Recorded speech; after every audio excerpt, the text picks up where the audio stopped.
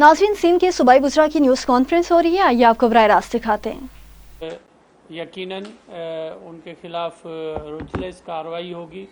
एक बहुत बड़ा अलमिया हुआ है, एक इंसानी जानों का ज़िया हो गया है और हम समझते हैं कि गवर्नमेंट इसमें बिल्कुल सीरियस तरीके से और उसको प्रॉपर ये ना हो कि किसी जो गैर मुतल्लका आदमी को भी FIR में डाल दिया जाए, लेकिन इसको बिल्कुल फिक्स करेंगे लाइबिलिटी, क्योंकि जो लॉ है वो थोड़ा सा, जैसे सईद गनी साहब ने कहा कि वो थोड़ा सा वेग है इसके हवाले से कि रिस्पॉन्सिबिलिटीज़ फिक्स करना या, लेकिन यकीनन एक क्रिमिनल निगलिजेंट एक्ट हुआ है और उसमें जो भी जिम्मेदारान हैं उनको फिक्स करेंगे और उनको अरेस्ट भी करेंगे और वो बहुत जल्दी आपको नज़र आएंगे अरेस्ट होते हुए। ये बता दें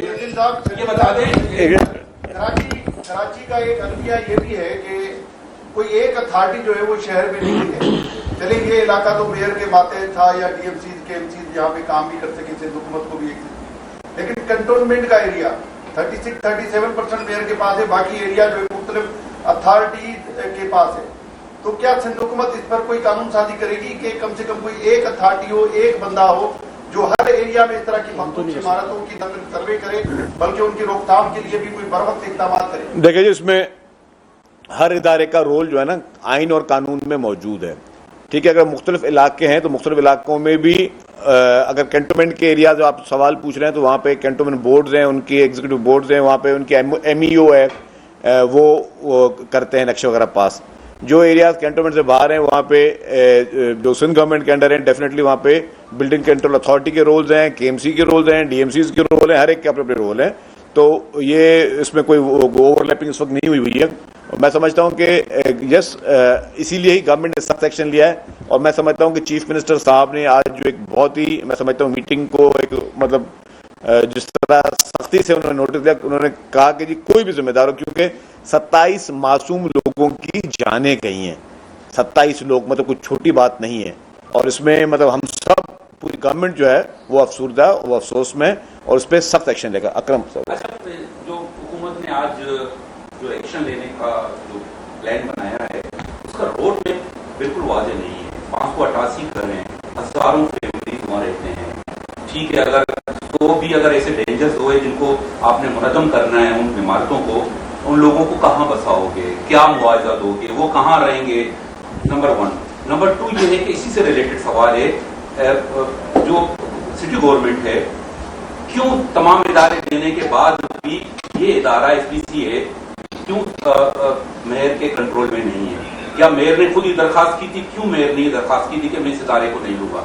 अगर इस इदारे को भी मेयर के कंट्रोल में दिया जाए और फिर इसी तरह जो टाउन है, टाउन जो चेयरमैन हैं, उनकी भी मतलब इसमें किरदार हो, UCs का भी इसमें किरदार हो, फिर जाके ये सही चल सकता है ना। तो इसमें अच्छा, मैं जवाब जो आपका दूसरा सवाल था ना, ये पहले थी KBC, अब है सिंध बिल्डिंग कंट्रोल अथॉरिटी।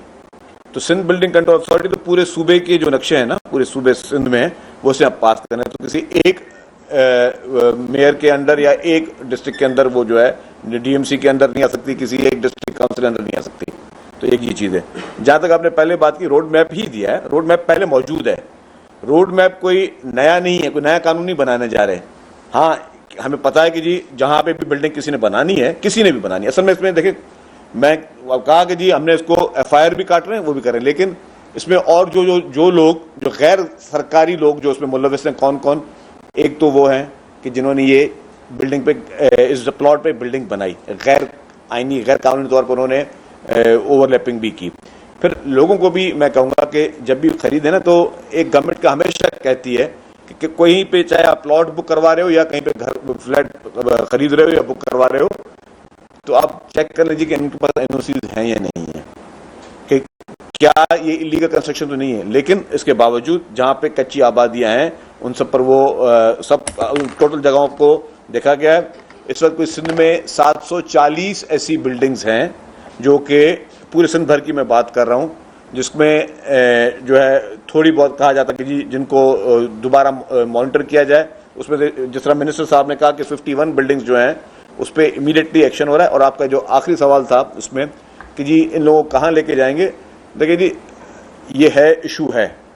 अब ये कुछ हम मतलब गवर्नमेंट, ये नहीं कि गवर्नमेंट बिल्कुल चुप करके बैठी रहेगी। अगर कहीं पे कोई इमरजेंसी होगी तो जब इमरजेंसी में हमने सैलाब जदगान के लिए भी कोई इंतजाम किए थे, इमरजेंसी में हमने कोविड में क्वारंटाइन के लिए भी लोगों के इंतजाम किए थे। अगर कोई कहीं पे इमरजेंसी होगी तो हुकूमत उसका ऑल्टरनेट पे आज डिस्कस हुआ है। मैं अभी अनाउंस नहीं करूंगा क्योंकि फिर उसके कोई और भी कॉम्प्लिकेशन हैं, लेकिन गवर्नमेंट किसी को भी बेयारो मददगार नहीं जाए।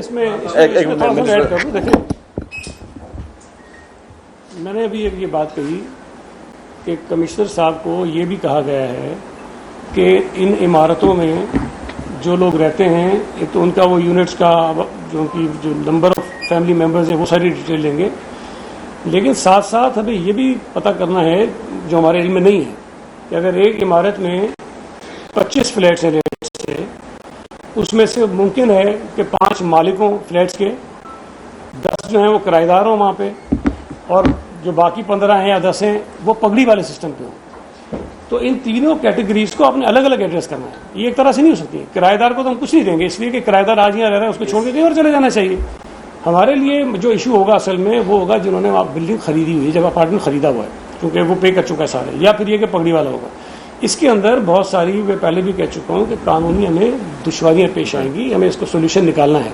तो अगर हम कमिश्नर साहब को ये जिम्मेदारी दे रहे हैं कि सारा वर्कआउट करके पेश करें, उसके बाद ही हम कुछ तय कर सकेंगे कि जी कितनी फैमिलीज हैं जिनको हमने किस तरह से कंपनसेट करना है। तो ये छोड़ेंगे उनको नहीं, लेकिन जब तफसीलात सारी आ जाएंगी उसके बाद हम बैठ के तय करेंगे इसको हमने करना है। अच्छा, मेरा सवाल आपसे है कि वक्कास हम जिक्र कर रहे हैं कि इस वक्त तक मखदूश इमारतों पर कराची में योमिया बुनियादों पर करीबन 150-200 इमारतें जो कराची में तामीर हो रही, जो नाकिस मटेरियल के साथ जो खिलाफ दाब्ता तामीरात हो रही, जिसकी कोई ना रजिस्ट्रेशन है न कुछ है, वो भी 20-30 साल के बाद दोबारा गिरनी है।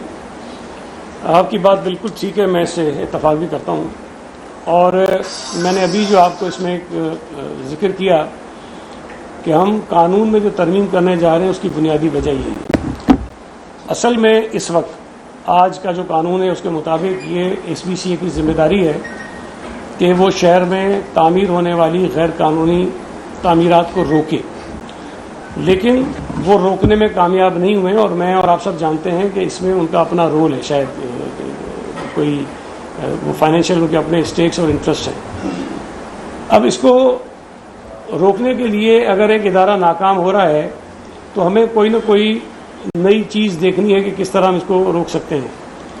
हमने कोशिश की कि जी, तो नाज़रीन, कराची में सिंध की सूबाई वज़रा की न्यूज़ कॉन्फ्रेंस हो रही थी। अब चलते हैं मामूल की ट्रांसमिशन की जानिब।